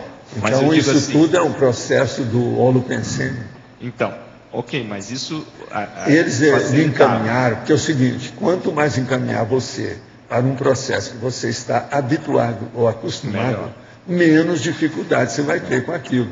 Eles andaram me ajudando nesse assunto, mas nem sempre pode ajudar tudo. Mas olha só, vários fatores pesam no local onde a pessoa vai ressomar. Sim. Você já comentou também que o Brasil seria mais aberto. Por exemplo, uma coisa séria que eu acho, o negócio de eu ter nascido no interior, num lugar pobre, tudo no fim do mundo, quase que uma fazenda, a cidade que era lá, Isso aí me ajudou. Isso ajudou. Mas assim, além me das ajudou questões... porque eu fiquei no lugar mais excluído, podendo estudar desde pequenininho, para recuperar o negócio. Se não fosse Monte Castelo, eu não teria chegado a conhecer minhas coisas aos 14 anos. Que foi antidispersivo, né? Você nasceu num ambiente antidispersivo. Não, e junto com a minha mãe, né? A mão na roda. Mas então, a gente pode elencar vários fatores que influem, mas eu queria saber se você tinha ideia do peso do idioma português, se influiu uma vez. Isso aí eu comecei a ver na minha adolescência. A hora que eu comecei a estudar mais os negócios, da língua pátria. Você tem lá nessa ocasião era a língua pátria. Então o estudo da língua pátria com os negócios todos, eu comecei a ver as vantagens do processo, porque eu sabia por mim que eu teria que criar uma série de ideias novas. Você está entendendo? As ideias novas iam exigir o neologismo. Eu já sabia de tudo isso. Tudo isso. Valdo, dentro dessa pergunta do Loche, se você não se preocupou com isso, exatamente isso, o que aqueles preceptores da comunicação te influenciaram no momento antes de você renascer? Qual era a preocupação deles? Eles falaram para mim assim, olha aqui, você tem que trabalhar demais com ideias novas. Ideias novas exigem palavras novas. De modo que tudo que você fez, mas isso não foi na hora de eu ressomar, não. Foi quando? Isso foi mais ou menos no início do século XIX. 19? Não, 20? Não. Não, século XIX, com Zéfiro. Lá atrás mesmo. Mas... Olha, foi mais ou menos o processo todo, no duro mesmo, foi a partir de 1800. Está entendendo? Foi aí que eu entrei na questão do movimento espírita, que eu não sabia o que ia acontecer, que isso era da Heuerbeck, os negócios todos, o negócio de raio desvio, os processos de Allan Kardec, os troços todos. Agora, ali eu já tinha uma ideia, mas eles firmaram mesmo o negócio quando eu vim no fim, né? Mas... Foi depois da minha vida na Espanha. Mas quando você então era consciex, que foi antes na Espanha, que eles disseram isso, que você teria... Teve um período no século XVIII que eu estudei profundamente tudo que eu tinha passado nos idiomas da minha vida. É isso que eu queria saber. O que você fez? Eu estudei um monte de coisa disso. Como que é? O que aí que não é? era só lexicologia, mas o processo da raiz, os processos de desinência, de uma porção de coisa e a minha vida naquilo. Mas então deixa eu entender mais. mais. Por isso que é que eu tinha, de vez em quando, uns lampejos de retrocognição dessas coisas. Agora veja, como eu tinha a retrocognição extrafísica dessa época, no século XVIII, extrafisicamente, começava a dar reflexo disso, lampejo disso na minha vida atual. Na década de 70 eu tive uma opção de coisa. Mas então você estudou isso, essas desinências, tá, como consciex? Foi. O que é isso, estudar como consciex? Como é que é isso? Não, filho, é o máximo. Você vai na parapsicoteca, aquilo se desdobra na sua frente. Eu imagino. Mas o que é? Isso que é uma espécie de uma rememoração, como se você estivesse puxando, exumando palavras. Onde eu entro aí? Exumando palavras. Você encaixa lá. É isso que é um dos objetivos do AIEC. Quem está estudando hoje é justamente isso aí, mas em alto nível. A relação com a comunicação de acordo com o seu temperamento, no seu passado, nas vidas prévias. De que modo que era a sua comunicação nas vidas prévias. Então, por exemplo, eu fiz um levantamento do livro que eu publiquei, do livro que eles me queimaram o livro lá. Tudo isso eu fiz levantamento na ocasião. Então você fazia levantamento do que você tinha feito de obras de comunicação, seja escrita, seja lá o que for. Você sabe que uma das coisas mais sérias que eu via nesse respeito não era livro. Eram papiros. Papiros. Que eu escrevi.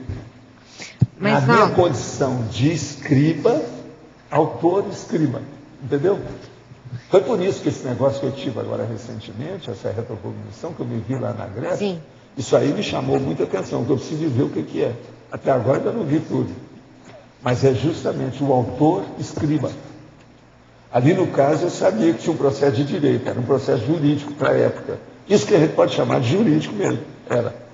Mas você estudava mais a forma para entender o seu mental soma? Não. como eu poderia entrar com as ideias novas devido ao parapsiquismo, a multidimensionalidade. É a mesma preocupação que eu tenho hoje, mesmo jeito. Então, por exemplo, hoje eu fico olhando aí os meus neologismos, eu vejo que parece que eu consegui a situação por aí. Ainda não é o ideal, tem muita coisa que a gente pode ainda ampliar. Que há muita coisa ainda obscura, que precisa pôr nome. Tem muita coisa sem nome. Desculpa eu insistir, mas eu estou curiosa uma coisa. O que você descobriu que fez você encontrar um caminho para colocar os neologismos do jeito que você faz hoje? Não, aí foi uma série de confluência, né, de ideias, uma série de condições. Porque você tem que adaptar também na hora que você vem para cá, a língua que você está usando. Então eu comecei a estudar isso tudo, os afixos, de tudo quanto é jeito. Eu mesmo conversei com você, né, muito sobre afixo, que eu sempre dei muito valor para isso. Que no nosso caso aqui da língua, a língua latina desse jeito, isso aí é importantíssimo. E é o que eu uso. E ajuda muito. Você vê pela etimologia como é que o negócio está tudo certo. Agora, o que é interessante no estudo é que você roda, no fim fica tudo matemático. É lógico, racional, matemático. Você está entendendo? Fica tudo quadradinho, tudo certinho, dentro da situação. Agora, eu sei, é muito difícil passar isso para os outros. Então, por exemplo, uma das primeiras coisas que eu descobri, que é a orismologia, que é uma ciência que foi criada por cientistas, não é usada pela ciência. A maioria nem sabe o que é orismologia. Agora, eu descobri essa palavra muito cedo. Entende? Para mim, pelas minhas coisas. Então, aquilo me abriu o olho. Descortinou o panorama da situação toda de comunicabilidade. É o jeito. Agora, outra coisa muito séria. Isso é que me aliviou demais. Na ocasião, eles falaram para mim assim: não fique interessado em ampliar a situação. Isso que o povo hoje chama de massificar a ciência. Mas eles falaram por outro conceito. Não fica preocupado que você vai escrever para todo mundo entender você. Isso nunca vai acontecer. Isso, ó, eu fiquei tranquilo. Então, aí eu comecei a falar: quem é que é a minha praia? Quem é que é meu público? Aí eu vi, são os intermissivistas. Então, fim de papo. Se eu consigo expor tudo isso para os intermissivistas, eu estou atingindo o meu objetivo. O resto tudo é conversa fiada. Não interessa. Vocês estão entendendo? Agora veja, isso eu tive a ideia já antes de renascer. Isso me sossegou. Porque se eu não tivesse uma coisa dessa, eu ia ficar numa espécie assim de uma certa ansiedade por esse impasse. O dilema de chegar na história ou não. Mas agora o processo é de uma lógica terrível. Pensa bem que você vai ver. Então aí eu comecei a examinar. Um dia, então eu descubro.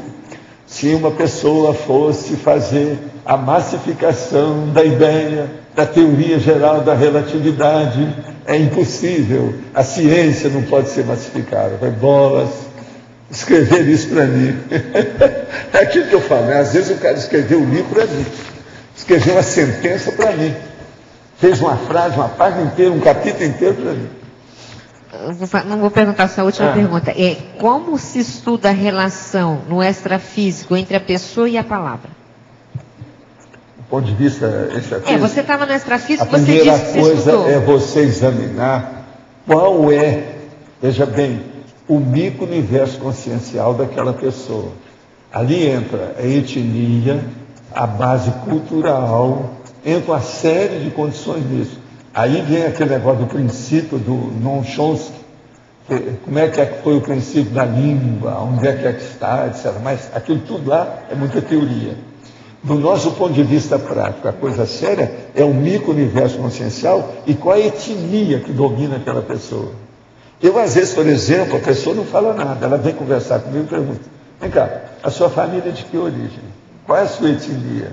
Entendo. Isso para mim é muito importante, para falar naquela linguagem, por causa da cabeça dela. Ela funciona dentro daquilo. Agora, não fica pensando que é a consci só que pensa daquele jeito. Não é isso. É a genética dela que faz com que ela pense.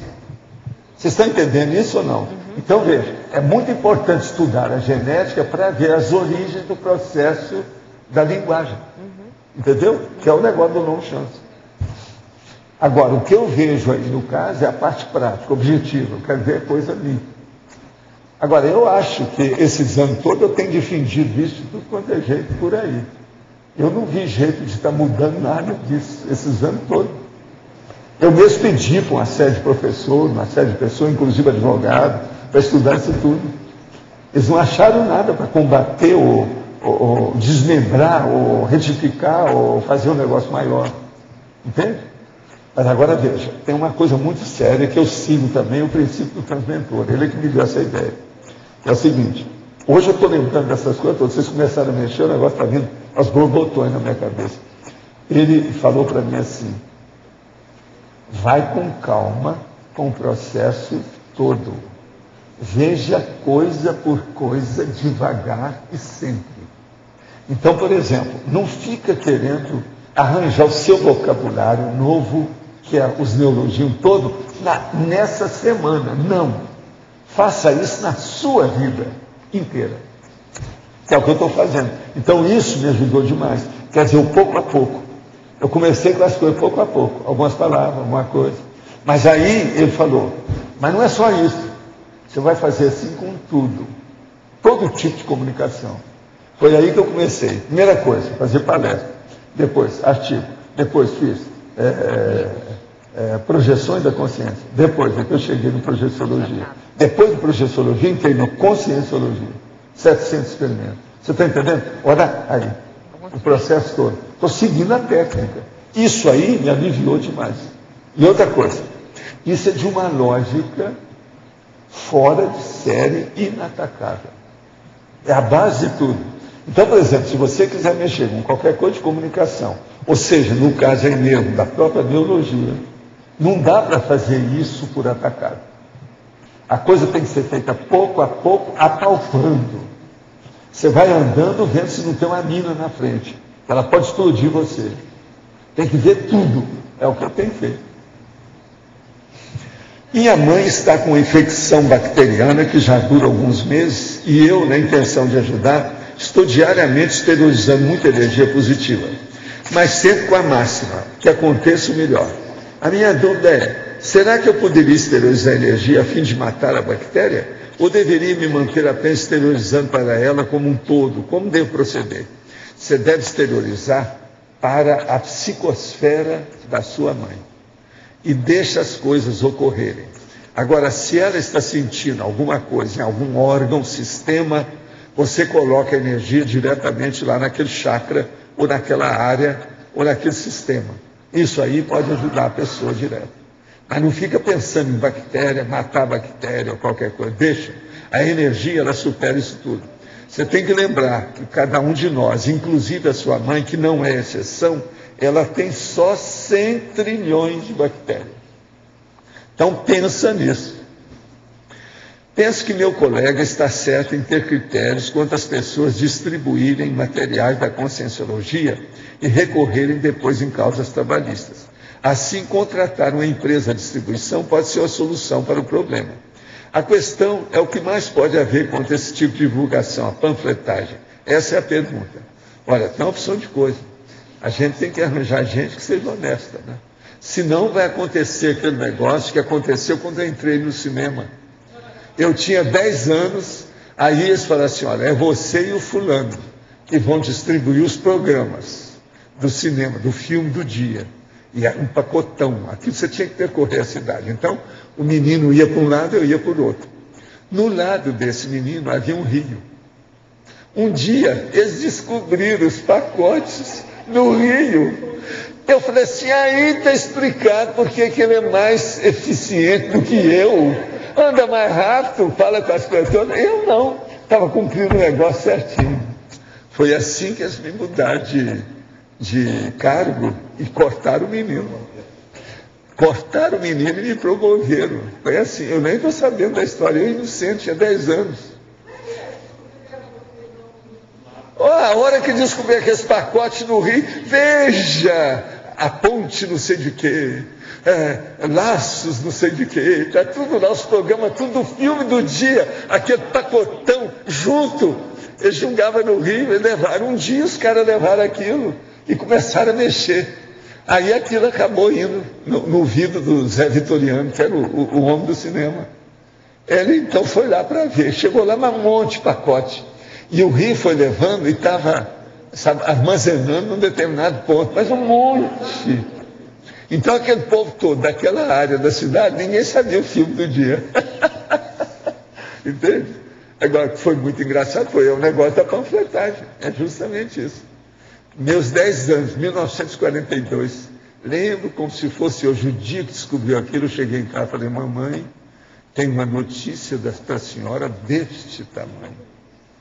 Sabe esse negócio que eu distribuo lá os programas do cinema e que eles estavam até reclamando que eu demoro mais do que o outro lá, o meu menino lá, o meu colega, sabe aquele? Descobriram os pacotes dele lá no Rio. Mas não diga, meu filho. Minha mãe começou a rir, né? Eu falei com ela na cozinha, ela estava preparando a comida. A hora que eu cheguei lá com o negócio, lembro como se fosse hoje, sabe?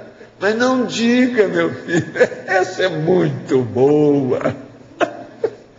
E o seu Zé Vitoriano? O que ele falou? Assim, foi eles que vieram me falar. O negócio todo agora, eles querem que eu não mais distribua programa. Eu agora vou trabalhar lá dentro e vou fazer outras coisas mais sérias.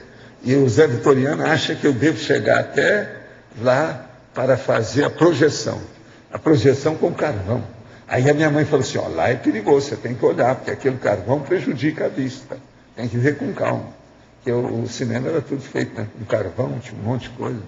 E eu cheguei lá, no fim eu saí disso. Outra coisa, eu trabalhei 10 meses. Fui passando pelos cargos todos. Eu comecei distribuindo o programa, depois fiz cartaz, depois trabalhei no caixa, quer dizer, tinha um guichê, você vendia os ingressos lá. Depois fui lanterninha lá dentro para fechar o cinema, no fim, sabe? Fechava as janelas todas, aquele negócio todo. Eu era o último a sair, aquele negócio.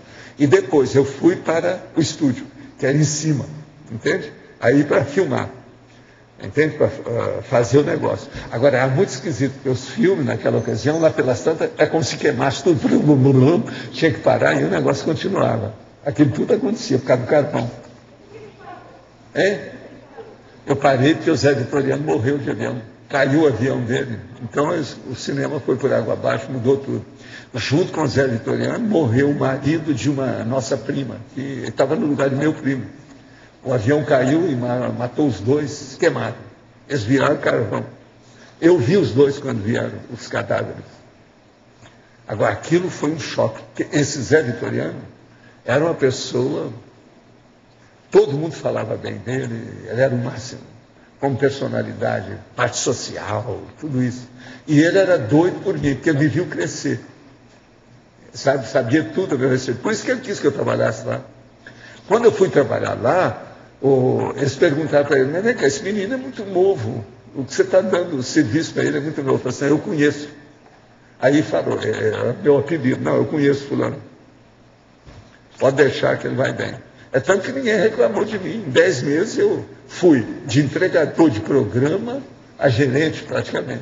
Entendeu? Lá em cima. Junto com o outro, não era só eu, né? Porque tinha um que era mais experiente. Eu trabalhava na sombra dele. Lá para passar fita. O negócio era passar fita. Tudo era fita. O nome era fita. Agora aqui. O professor orienta, de modo geral, que quem tem um sonho dourado postergue o início da prática da paratécnica da TENEPS como medida de segurança para evitar acidente de percurso até que alcance tais objetivos. Sim, senhor, é isso mesmo. Sim, senhora. Eu possuo 2, a formação da dupla evolutiva e o ingresso no segundo curso de psicologia, programado para 2012. No meu caso particular, o mais prudente é acatar essa orientação ou teria estofo para iniciar mesmo com meia força? Pergunto porque não quero fugir às minhas responsabilidades evolutivas. Há algo a mais que a sua sinalética, o senhor poderia me esclarecer? Sim. Primeira coisa, qual a sua idade? Você não falou. Pela idade a gente vai ver, né? Se vale a pena ou não é isso? O senhor poderia estender um pouco mais sobre a transcomunicação e a cosmoética? O processo todo é o seguinte, a transcomunicação tem que ver o que funciona e o que é tapeação. Isso tudo tem que ver através dos próprios fatos. Então a pessoa tem que estudar demais para ver como é que é. Agora, que todos esses aparelhos podem ser mexidos através de efeitos físicos e da ectoplasmia, isso tudo é possível. Mas agora, que esses fenômenos são difíceis, são. E outra coisa, quem mexe com isso, precisa ter cuidado, porque quando tem efeito físico, pode dar o processo de acidente de percurso e outras coisas a mais, por causa de efeito físico. A pessoa tem que ver se ela é ectoplasta. Tudo isso tem que ser examinado. Poderia explicitar na efeitologia, página 40, segundo item, os efeitos da cosmovisão multidimensional aplicada à multidimensionalidade. É o que eu estava falando aqui agora há pouco, que é o problema da cosmovisiologia, como é importante junto do processo da parapercepciologia.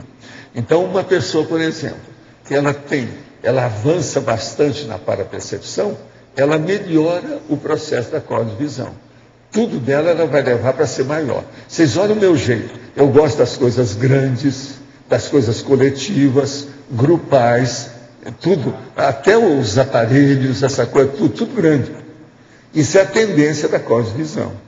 Entende? No entanto, eu sou um cara que, por outro lado, eu estudo a nanotecnologia. Olha só. E não vejo nenhum processo de contradição nisso. Vamos observar bem como é que é a situação. Agora, então, isso, se a pessoa estudou a parapercepciologia, ela vai aumentar a cosmovisão. A mesma coisa. Se uma pessoa, pelo outro lado, ela aborda a cosmovisão e deixa de ter a monovisão, então ela começa a ser generalista, atacadista na vida dela, tem uma visão maior das coisas. A tendência dela é chegar na parapercepciologia e ela caminha mais depressa lá dentro. Então isso tudo tem que ver, uma coisa puxa a outra, tem que examinar. Poderia me dar a sua opinião sobre as consequências dos tratamentos de estética, como botox, esculpitra, colágeno, para a manutenção da jovialidade da pessoa? Isso é cosmoético? Olha, aí depende. O processo todo é o seguinte: primeira coisa, tratamento de estética pode ser uma estética reparadora e pode ser estética pura. A estética reparadora, às vezes, não tem por onde qualquer pessoa desancar. Ela é necessária para reparar a função. Então, às vezes, é muito importante. Mas, às vezes, há um processo ainda mais sério, que é um intermediário entre uma condição reparadora com a estética. Por exemplo, eu fazia isso no meu consultório. Chegou aquele nosso amigo que representava o Brasil fora, mas ele já estava com uma certa idade e estava criando muita ruga na testa dele. Então ele chegou lá e tinha uma ruga enorme dessas da atenção e outras coisas mais. E ele falou assim: Valdo, a minha situação é precária, porque os jovens estão tomando lugar. E outra coisa, os meus próprios superiores acharam que seria bom eu melhorar a minha aparência para ficar igual a eles, para eu não ser desligado do processo, porque eu tenho mais experiência e essas novas gerações precisam de mim nas tratativas comerciais internacionais dentro da área que eu trabalho. Eu não vou falar aqui qual a área, porque eu não sei se esse homem está vendo ainda. Ele é representando as coisas do Brasil, coisa muito séria na Europa, Estados Unidos, todo lado. Então, o que se passa? A hora que ele veio aquilo, e ele foi levado lá por causa da mulher dele, que a mulher dele tinha os processos que eu arrumei, ela ficou entusiasmada, levou o marido. Agora o marido, então, eu remocei o cara. E dei as dicas, o que é que ele devia de fazer para melhorar o estado geral, como eu fazia com o povo, não era só a cara. O negócio foi um sucesso. Ele depois queria me dar mundos e fundos, ele me ofereceu até um carro, eu não quis receber. Você está entendendo? O negócio ficou felicíssimo da vida. Então você veja, ali no caso, era um processo de estética, mas totalmente reparador, dentro da função dele. Então, a função não é só do corpo, há um processo da função social. O povo às vezes esquece isso. Então, nós temos que ver que isso tudo tem que ver, não é só a jovialidade, é um problema daquele papel que a pessoa exerce no ciclo de relações sociais dela, a profissão, o ambiente que ela está. Isso é minha experiência profissional mesmo, dentro do problema com gente do Brasil, do exterior, todo lado, no Japão, no Oriente, nos Estados Unidos, todo lado, na Europa. Então, isso é muito sério a gente pensar. De modo que uma estética pela estética, o que é que está errado nisso? A hora que aquela mulher já fez 20, isso aí é maníaca. Aquilo, você sabe, o nome não é esse. Eu já falei no nome aqui hoje. Como é que chama? O nome. Tem um nome da pessoa que tem mania de doença. Hipocondria. Quer dizer, o negócio é sério. Isso tem outros nomes, aí tem vários nomes para isso. Isso aí é outra coisa. Outra coisa também, botox é um negócio que tem que ver com calma. Porque tem pessoa que às vezes põe botox aí na cara e depois fica com a cara de paisagem, cara de palhaço, aquele negócio. Isso é horrível, sem expressão. Uma pessoa não pode perder a expressão, porque senão ela perde a personalidade. Ela não se comunica mais do jeito que era. Então o problema da expressão, para manter a personalidade, não tem jeito. Tem gente que é careteira. Se tirar muitas das rugas que a pessoa faz com a careta, eles vão achar que ela está com Alzheimer. Você está entendendo como é que é? É um perigo. Tem que ir com calma com isso, senão o problema é sério. De modo que é necessário ver cada caso em particular e ver o diagnóstico que deve ser dado para aquele caso ou não. Há coisas, por exemplo, que são excessos. Eu, por exemplo, no meu consultório, não embarcava em excesso dos outros. Eu fazia piada para as mulheres, principalmente, igual aquela da loura, uma das louras mais bonitas que eu vi na minha vida. Ela era casada. E eu sempre falo isso. Então, na área poplítea, ou seja, atrás do joelho, a curva estava um pouco para dentro. Ela queria que preenchesse nos dois joelhos. Que no corpo dela inteiro era só aquilo que tinha. O marido já tinha reparado. Então ela queria para ficar bem com o marido. Falei assim, ó, você bonita, do jeito que você é, se esse seu marido falar qualquer coisa, a gente faz um anúncio na praça que vão aparecer 1000 maridos para você. Foi um custo para convencer a menina sobre o assunto. 20 e poucos anos. Mas perfeita, loura. Você está entendendo? Uma perfeição. Eu vi muita mulher bonita do Brasil no meu consultório. Porque o meu consultório tinha uns 90%, tudo era mulher, mas 10% era homem. Então, aquilo era uma loucura o que a gente via de mulher. Entende? Arrumada. E no Rio de Janeiro, Copacabana, vocês sabem como é que é. Agora, eu atingia muita gente do exterior por causa do Sakurai. Né? Via o povo que era de origem do Japão, em vez de dizer o Japão, vinha o Brasil, porque era mais perto. Uma pessoa está na Argentina. É preferir vir aqui do que ir ao Japão. E assim eu tinha um monte de gente do exterior. Mas aí eu tinha que fazer um social danado com esse povo, principalmente com os americanos. Então eu ia jogar golfe, você está entendendo? Lá na Gávea, aquele negócio todo com o povo e tal, para fazer ambiente. E seguir a orientação lá. Na quarta-feira eu não trabalhava, era parte social. E no fim de semana também. Era o jeito. Agora, ó, tudo isso fazendo pesquisa. De parapsiquismo. Inclusive, eu fiz pesquisa com muita gente que eu atendi no consultório. Agora, quando estou na condição de escagem, eu já acordo com dificuldade de movimentar minhas energias.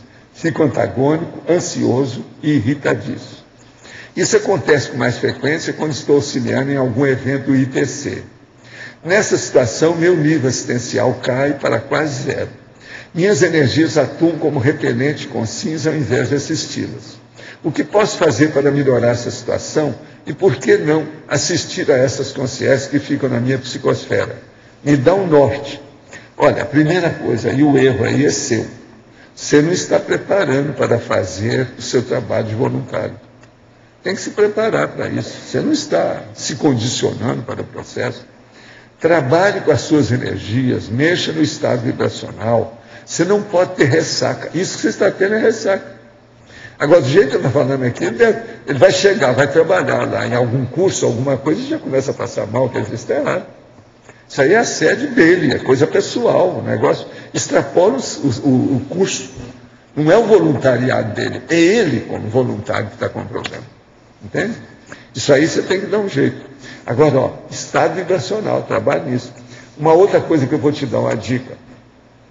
Seria bom você escolher o que é que você vai trabalhar como voluntário. Não entre em qualquer curso.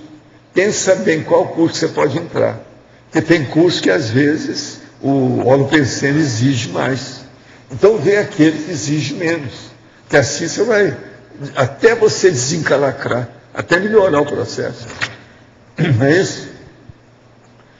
Poderia falar de Zéfiro, quer dizer, o senhor, onde viveu ressomado, o que fazia, que ano nasceu, quantos anos viveu. É engraçado, as perguntas que vai. Professor Valdo, aqui Não, o que é? Vamos explicar isso aí, né, com a pessoa, né? O que é que eu vou fazer? Tem que explicar. O caso do Zéfiro é o seguinte, o Zéfiro nada mais é do que a identidade extra que eu tenho. Não é que ele tenha tido uma vida, até que ele teve. Mas isso faz tanto tempo que não vem ao caso. O problema todo é depois o que aconteceu com isso na intermissividade, ou seja, durante os períodos intermissivos. Então, aquela minha vida fixou isso entre algumas consciências. Aquelas consciências, aquilo acabou no fim criando uma espécie de paratradição em torno da minha pessoa, extrafisicamente. Então, eu criei esse nome de Zéfiro com aquela situação. E isso foi passando de intermissão para intermissão. A situação toda foi essa. De modo que essa minha vida de Zéfiro, se eu fosse contar, eu não teria que nada que ver atualmente com o processo do jeito que é. Agora, você pode só falar se essa vida, porque você disse que Zéfiro é o espírito que se comunica ou que sopra em qualquer local. Tem relação com a comunicação que você estava falando antes para a Mabel, com esse processo mais ligado à comunicabilidade? Tem, né? É a vida da raiz, que havia essa raiz maior. Agora, o Zéfiro, na verdade, nua e crua, tem relação com a minha vida de pitcher.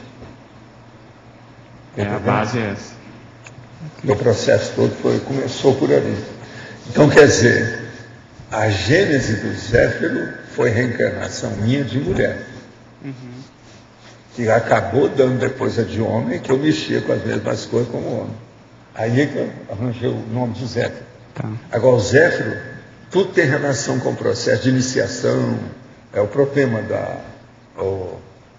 a emanação do vulcão, da pitonisa. Sim, a comunicação. Aquele. Tá. Você está entendendo? Isso. Essas coisas não. Tem muita coisa para ser esclarecida em matéria de iniciação e processo. Estado alterado, né, que ocasiona. Agora, isso deve ser antes do Egito, que você comenta aquela vida com Eurípides. Foi antes do Egito, entendeu? Por exemplo, o negócio lá, que é aquele local mais falado, qual que é? Esse é posterior ao processo. Você tem uma ideia. Agora, eu tenho muita coisa dessa que eu não fui pesquisar, porque isso tudo ficou no limbo da história, que não tem tanto efeito. Tanta coisa aconteceu mais séria depois, que eu não dei valor para essas coisas. Teria que ver como é que é. Mas por que foi essa vida que foi a raiz e não essas outras mais sérias que você comenta? Entendeu? Da identidade extra. Aí agora não está na minha mão. É o processo de assistência. É o que pegou. É o problema de assistência. O povo vê, viu quem era, eles recorrem a você, a fama, o meu problema é o seguinte, baratosfera. São os assistidos que você fala. Você está entendendo? Baratosfera. É o codinome. A formação do Zé foi toda de base baratosférica dos outros, não para mim. Sim. Entendeu como é que é? Agora, se a gente for pensar nisso, eu acho que a maioria é assim, tá?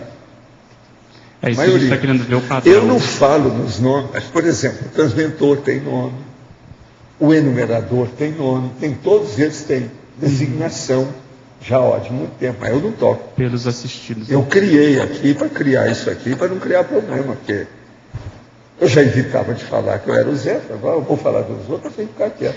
Então, Valdo, só para a gente ter... Agora, uma coisa muito interessante que tem nisso é lá daquele juiz, Simonton, aquele cara lá, o inglês, que tinha o imperador, aquele negócio todo. Você está entendendo como é que é? Uhum. Eles, aquele povo, é grandão.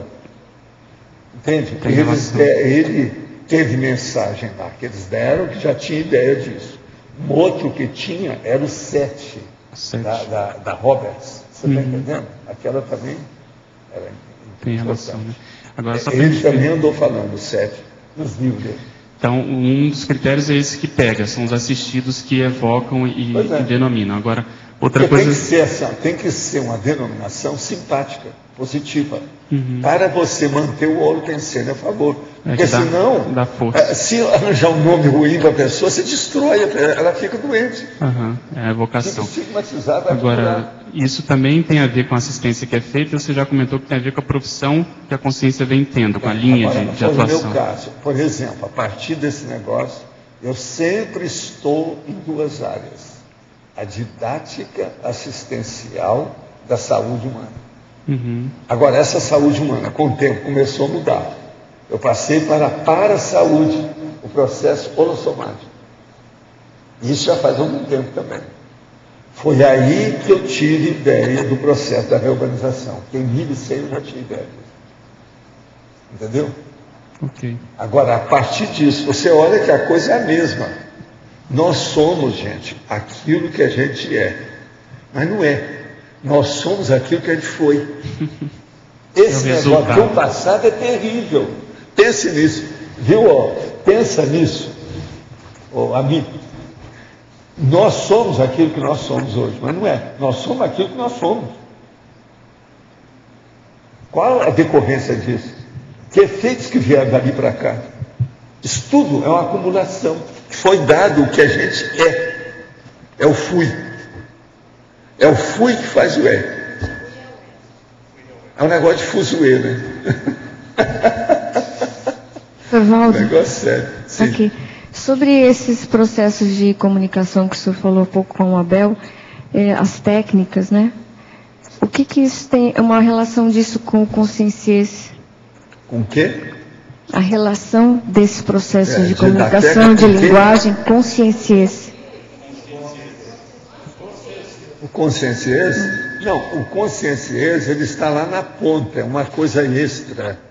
Está mais difícil de você entender. Porque a hora que você estudar bastante estudo que nós estamos fazendo, você põe a pedra nisso e passa para ter comunicação sem precisar disso. Então, a taquirritmia do processo da comunicabilidade vai dentro de uma telepatia que transcende tudo. Aí o processo fica mais na questão do conteúdo e a forma desaparece.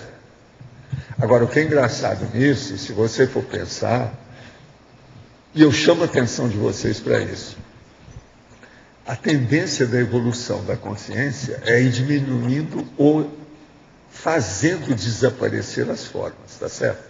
Então chega na consciência livre, praticamente o processo não existe. Mas você não pode fazer isso de maneira patológica, que é o que acontece com os mutantes. Olha só como é que é importante. Agora, a mesma coisa, a tendência nossa de comunicação é você dar uma piscada e aquilo valer por um discurso de 1000 palavras. Que é já o conscienciês, dentro do processo da telepatia. Você está entendendo? Então veja, há um desaparecimento da forma, mas não é só da consciência, daquilo que ela se manifesta. Você está entendendo? Da comunicação. Agora veja, hoje nós estamos na fase de quanto mais comunicação, quanto mais saber forma, melhor. Mas você pensa bem, a montanha que nós já temos que escalar para ficar livre disso. Primeiro a gente tem que entender isso, para depois deixar tudo. Que é justamente o caso da serenologia. Vocês estão entendendo o processo? Aparentemente, esse é o pior paradoxo deles todos. Agora, Valdo, quando você fez esse estudo, fazia esse estudo no extrafísico, era sozinho? Não tinha um grupo de tinha pessoas gente. Que faziam isso? Uma boa parte disso aí tinha gente. Agora, quando entrava um negócio muito específico de uma área que eu ficava isolado, aí não tinha jeito. Aí eu tinha que mexer por mim mesmo. Aí vinham os amparadores melhores para me socorrer, ajudar a situação. Que às vezes o processo que tinha, a raiz era uma só. E ali quem estava aparecendo era só eu. É uma opção de caso desse. O ideal seria, por exemplo, se eu chegasse aqui igual um de vocês e sentasse lá em cima. Não precisasse estar aqui. Mas às vezes não tinha jeito.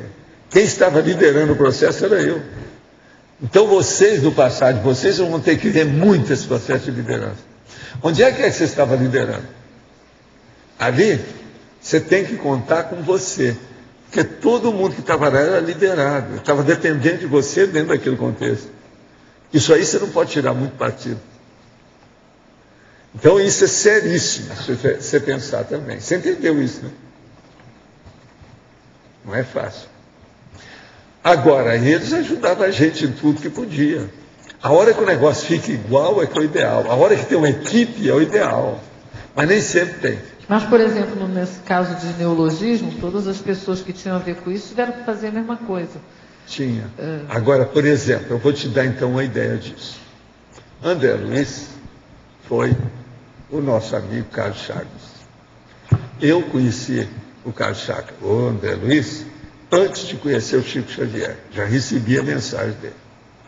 Isso, logo, negócio ali de dentro de casa.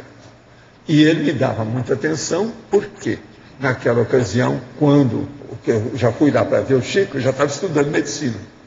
Então eu sabia tudo sobre o processo do Trypanosoma cruzi, a situação toda, Lascance, os negócios todos dele. Agora, com essa situação toda, um dia eu estou fora do corpo e nós começamos a conversar umas coisas e entra o problema de medicina. Ele vira para mim e fala assim: a medicina para você é secundária. Para mim, ela foi importantíssima. Agora, para você, além da medicina, você tem um negócio para você que é horrível, muito pior do que o meu. Você tem que ter consciência disso. Eu fui estudar uma doença do início até o fim. Você não. Você vai estudar pelo menos uma ciência do início até o fim. É como se eu falasse para mim assim: não quer ser uma pulga no seu corpo.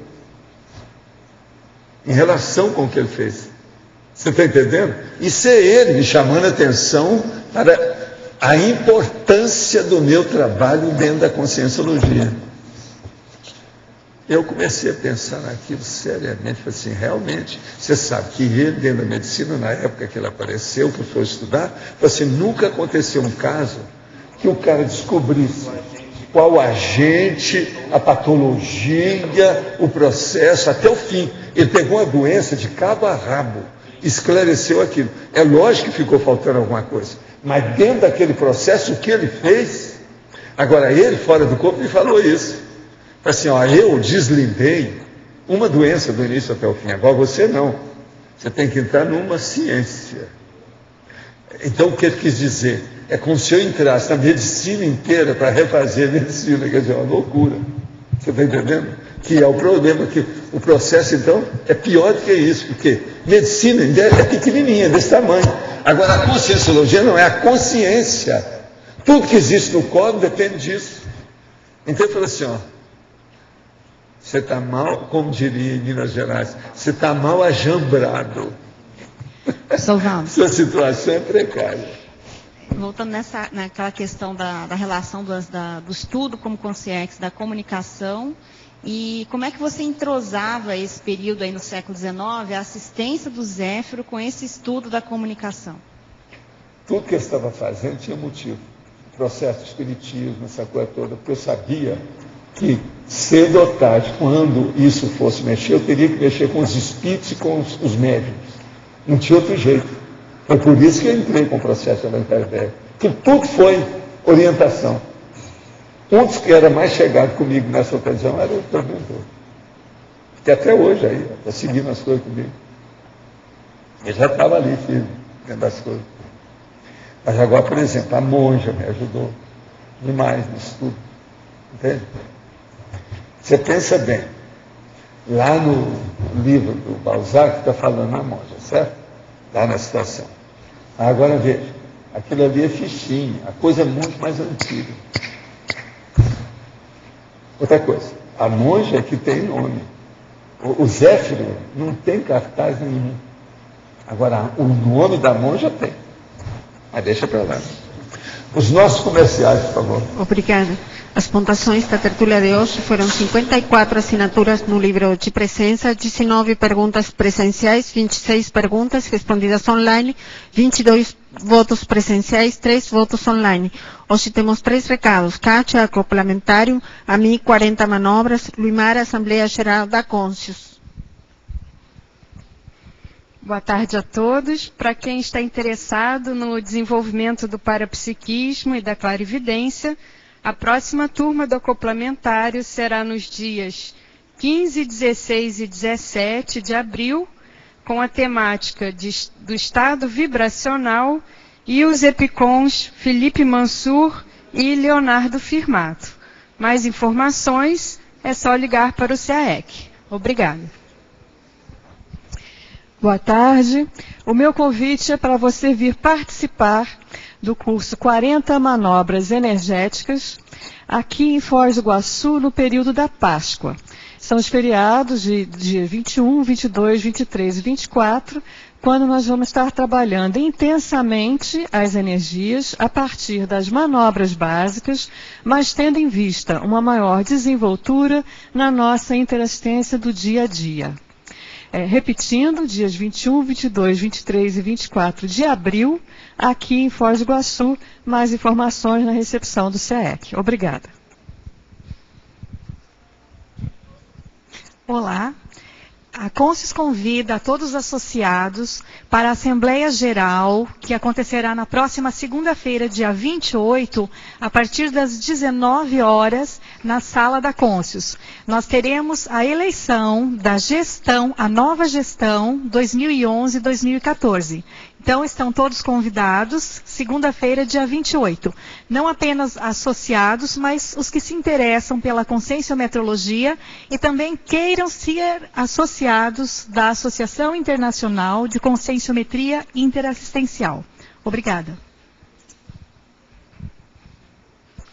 O verbete eleito para amanhã é face da incomprovabilidade. Especialidade automaturologia. Obrigada e boa tarde a todos.